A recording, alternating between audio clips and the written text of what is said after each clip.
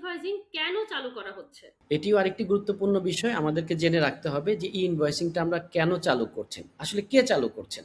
Government চালু করছেন। মূলত এফটিএ বা ফেডারেল ট্যাক্স অথরিটি চালু করছেন।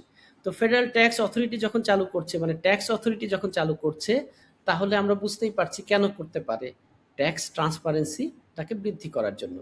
ভ্যাট সংক্রান্ত বা ট্যাক্স সংক্রান্ত যে ফ্রড হয় ভ্যাট সংক্রান্ত ফ্রড কেমন হতে পারে? সহজভাবে বলতে গেলে আপনি ভ্যাট নিলেন বা কোনো উদ্যোক্তা ভ্যাট নিল বা কোনো কোম্পানি ভ্যাট নিল।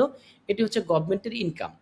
সেটিকে প্রদান করল না। গভর্নমেন্টকে সঠিক সময়ে এটিকে লায়াবিলিটিকে প্রদান করা হলো না বা দিলেন না। তাহলে কি হলো? আপনি ক্লায়েন্টের কাছ থেকে এই ভ্যাটটাকে নিলেন কিন্তু আপনি গভর্নমেন্টকে দিলেন না। তাহলে গভর্নমেন্টের রেভিনিউ বঞ্চিত হলো। যাতে এই ফ্রড অ্যাক্টিভিটিটা না হয় সেই জন্য মনিটর করা হয় কি রিয়েল টাইম ট্রানজ্যাকশনগুলোকে মনিটর করা যায়। কারণ আপনি এখন বানাবেন এখনই সাথে সাথে এফটি এর কাছে চলে যাবে। এখন যেমন ৩ মাস পরে ক্যালকুলেশন করে সেগুলোর ভ্যাট ট্যাক্স লায়াবিলিটি প্রিপেয়ার করে প্রদান করতে হয়, তখন এটার দরকার হবে না। এখন তৈরি হবে, এখনই চলে যাবে। আচ্ছা, বিজনেসকে অনেকটা অটোমেশন করবে। শুধু যে সরকারের প্রফিট হবে বিষয়টা তা না। আপনিও জানতে পারবেন যে আপনার সমস্ত ইনভয়েসগুলো কিভাবে হচ্ছে, কত টাকার ইনভয়েস হচ্ছে, আজকে আপনার কত টাকা সেল হলো, তো আপনার প্রফিটেবিলিটি কেমন হচ্ছে, এই বিষয়গুলো আপনিও রিয়েল টাইম জানতে পারবেন। এই জন্য বিজনেস অটোমেশনও বলা যায়।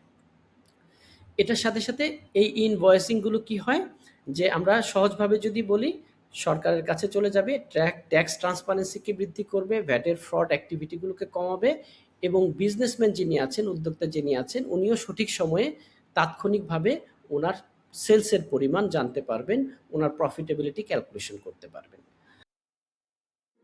সঠিক সময়ে সঠিক কনসালটেন্সি, আল মুহমা ট্যাক্স কনসালটেন্সি।